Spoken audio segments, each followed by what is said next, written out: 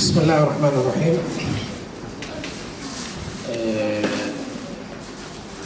ururka saxadhowr saaca toolkis Dr. Mustaf ardada jaamacadaha dhalinyarada gabdhaha wiilasha waxaan ku salaamayaa qof walka mustawaha iyo masabka uu ku fadhiyo meesha waxaan leeyahay assalaamu calaykum waraxmatullaahi wabarakaatuh. waxaan mar labaad u mahadcelinayaa Dr. Mustaf Maxamed Ali oo noo soo diyaariyey cashar bulshada dhan wada anfacaya. xaqiiqatan marka laga hadlayo biyaha iyo deegaanka waa wax aad u tiro badan ballaaran. biyuhu waxay ka mid yihiin qayb ka mid ah environmentalka ayay soo galaan, laakiin waxa si gaara loogu bixiyay waa muhiimadda ay leeyihiin. waxaa kaloo idin xasuusinayaa in waaxdan biyaha iyo deegaanka gobolka banaadir waqti dhow la abuuray, sababta loo abuurana ay tahay muhiimadda ay leedahay. waxaan kaloo aad uga mahadcelinayaa professor doctorka hadalkiisii ahaa dhalinyarada keliya yimid odayaasha maysan imaanin. waa sax, waxaa laga yaabaa maaragtay qaabka martiqaadka inay wax yar ka yara dhinaayeen. bayna qowseyn waxaan jecelahay aniga waxaan ka helay martiqaadka facebooka gudihiisa.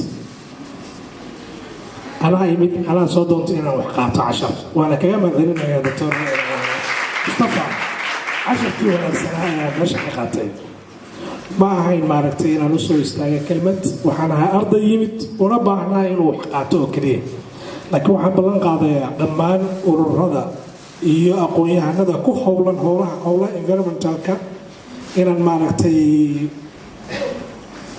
aan garab ka dhigto, soo dhawaysto, la shaqeeyo, goob walba ay ugu wacaan aan kala qayb galo. waxaan mar labaad ka codsanayaa saxadhowr inay dib loogu soo cusboonaysiiyaan barnaamijka sax toolk, barnaamij aada muhiim u ah. waqtiga ka ballaarana naloo sameeyo. maalinta jimcaha waa waqti kooban oo bulshadu aysan wada heli karin maaragtay waqti aada u tiro badan.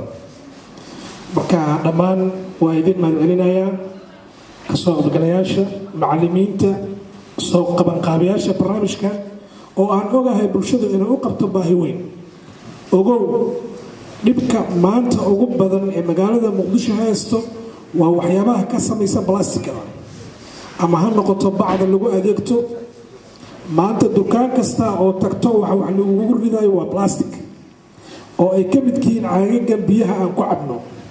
ma samayno wax recycling ah, mana ilaalino goobaha aan ku tuurayno.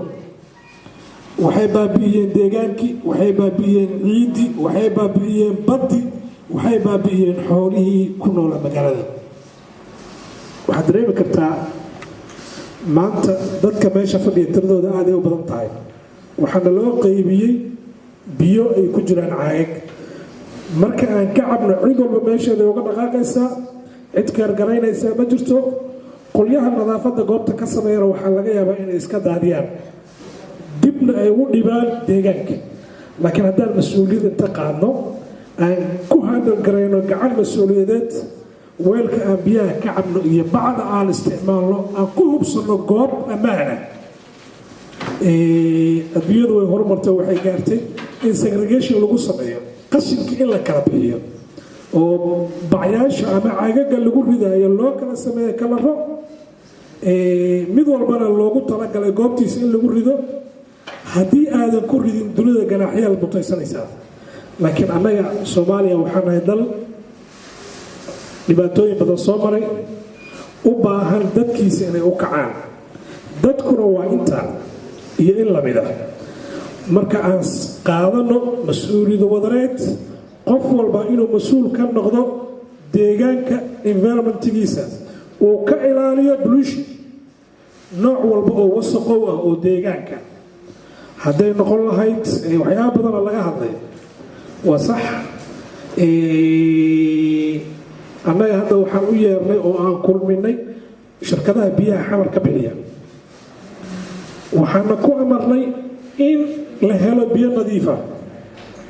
way dadaaleen biyihii bannaankay u saareen at least hadda waxay sameeyaan mixed biyo macaan iyo biyo kharaar oo isku daraan sometimes-na biyo macaan keliya soo daayaan laakiin wadahadalaan noo socda waxaan ku rajo weynahay qof walba inuu taab watar ka cabo alxamdulilah ilaaha noo gargaaray sarfayska biyaha aan haysano aada u tiro badan yahay kama faa'iidaysano biyaha na dhibaayo oo uma samayno biyo qabad wadamada horumar oo kale sida London oo kale biyaha laga isticmaalo waa laba tubo musqulaha biyahooda oo recycle lagu sameeyo iyo biyo caadi ah laakiin annaga ilaahay wuxuu noogu gargaaray biyaha aan haysanaa way fiican yihiin laakiin annaga wasaqaynayna sababtu maxaa waaye ceelka iyo musqushu way isku dhow yihiin waxaa khasab ah linkage inuu yimaado oo biyihii ceelka contamination noqdaan hadda waxay diyaarisay laboratory lagu kontroli doono biyaha shirkadaha biyaha ceelashalna waxaan ku ballanay